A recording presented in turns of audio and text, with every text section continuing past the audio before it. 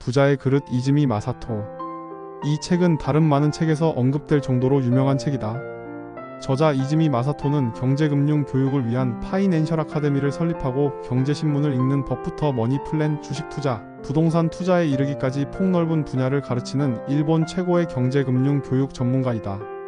28권이 넘는 다수의 책을 발간하여 베스트셀러로 만들었으며 이 책은 소설 형식으로 돈을 다루는 능력을 키우는 법을 설명한다. 소설 형식이라 내용이 쉽게 읽히고 핵심 내용이 이해가 쉽게 설명된 책으로 2015년 국내 출간 이후 수많은 독자로부터 꼭 읽어야 할 최고의 부자학 입문서로 꼽힌다. 한 남자가 추운 날씨에 싸구려 점퍼를 입고 갈 곳이 없이 백화점 앞 작은 광장에 있는 간이 휴게소의 벤치에서 시간을 보내고 있었다. 지나가는 사람들을 구경하고 시간을 보내다 자판기에서 따뜻한 밀크를 뽑아 먹으려고 하는데 동전이 부족해서 망설이고 있었다. 그때 키가 큰 한 노인이 그의 옆으로 다가와 그에게 부족한 100원을 내민다. 노인은 그에게 나중에 돈을 벌어서 그 100원을 꼭 돌려달라고 하고 남자는 자신이 재기해서 돈을 벌게 되면 1000만원 정도로 돌려드리겠다고 하지만 노인은 고개를 저으며 120원 정도만 돌려달라고 한다. 남자는 노인 덕분에 한숨을 돌릴 수 있게 되어 1000만원을 돌려줘도 적다고 하지만 노인은 너무 많다고 한다. 그리고 그래서 남자가 망한 거라고 말한다. 남자는 그 노인의 말에 화가 났다. 자신을 얼마나 잘 알길래 그런 식으로 평가를 한단 말인가. 남자는 노인에게 대체 누구냐고 묻자 노인은 자신을 조커라고 대답한다. 그리고 자신이 20%를 붙인 금리가 터무니없이 고금리라는 생각을 안 하냐고 묻는다. 그 남자에게 20%의 고금리를 붙인 이유는 그 남자에게 신용이 없기 때문이라고 설명한다. 그리고 노인은 남자에게 3가지 선택지가 있었으나 남자가 지금 일하는 점에 얽매여 실수를 했다고 말한다. 그리고 돈의 속성에 대해 자신의 생각을 이야기한다.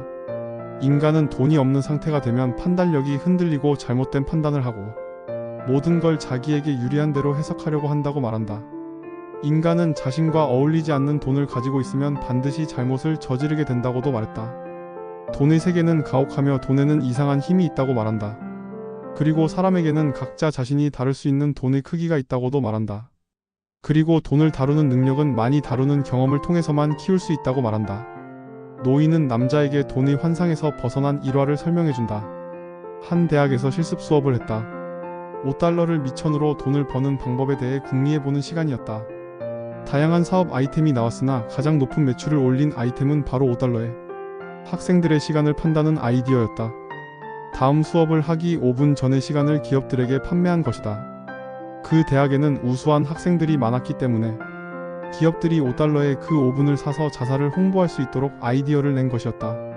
이는 5달러짜리 물건이라는 틀에 얽매이지 않는 학생들의 승리를 보여준다.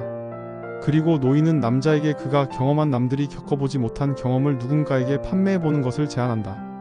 남자는 그 경험이 과연 판매가 될지 의문을 갖지만 노인은 그 경험을 바탕으로 책이라도 써보는 것도 좋을 것이라고 충고해준다. 노인과 얘기를 나누며 남자는 자신의 과거 사업 실패의 이야기를 털어놓는다. 그가 3년간 사업을 하며 겪었던 성공과 실패의 이야기를 노인에게 털어놓으며 이야기는 흘러간다. 남자의 얘기가 길어져 둘은 광장에서 밤 11시가 넘도록 앉아서 얘기를 나눈다. 그리고 노인은 남자의 얘기를 다 들은 후 남자의 실수에 대해 평가한다. 노인은 돈과 그릇에 대해 이야기한다. 부자는 자신의 돈을 반드시 그 금액에 어울리는 그릇을 가진 사람에게 준다고 말한다. 그리고 부자가 그 금액에 어울리는 사람을 평가하는 기준은 신용이 좋은 사람이고 그 신용이란 그 사람의 온갖 실패의 경험들이라고 했다. 남자는 사업에 실패하고 아내와 이혼한 후 돈에 휘둘려 인생을 망치고 있었고 노인은 그가 돈을 다루는 경험을 한 것일 뿐이라고 말한다. 그 경험을 어떻게 받아들이느냐에 따라 앞으로의 판단에 도움이 될 것이라고 얘기한다. 1억 원을 토대로 판단을 내렸던 경험은 1억 원의 그릇이 되어서 남자에게 남게 될 것이라고 했다.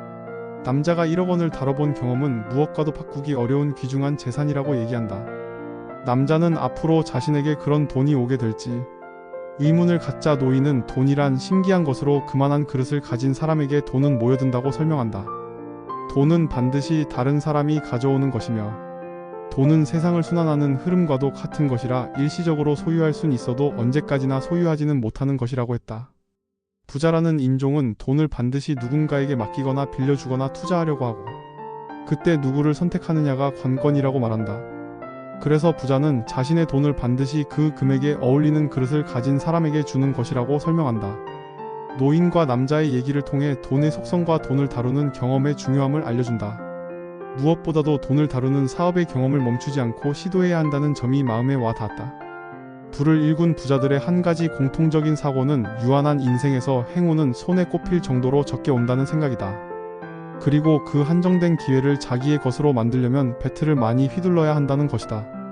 즉 돈을 벌기 위한 활동을 멈추지 않고 도전한다는 것이다. 물론 때로는 크게 헛스윙을 할 때도 있지만 배틀을 많이 휘둘러야 볼을 맞힐 수 있다는 점을 부자들은 알고 있다. 배틀을 휘두르면 경험이 되고 마침내 홈런을 치는 방법을 익히면 행운을 얻으며 홈런을 날리는 것이다. 무언가 새로운 시도를 하려면 두려움이 있는 것은 정상적인 것이다. 그러나 이 책을 읽은 후 부자들의 사고에 따라 배틀을 휘두르기를 멈추지 않는 삶을 살아야겠다는 강한 생각이 들게 한 책이다. 소설 형식이지만 귀중한 가르침이 담긴 멋진 책인 것 같다. 반드시 읽어보길 권하는 책이다.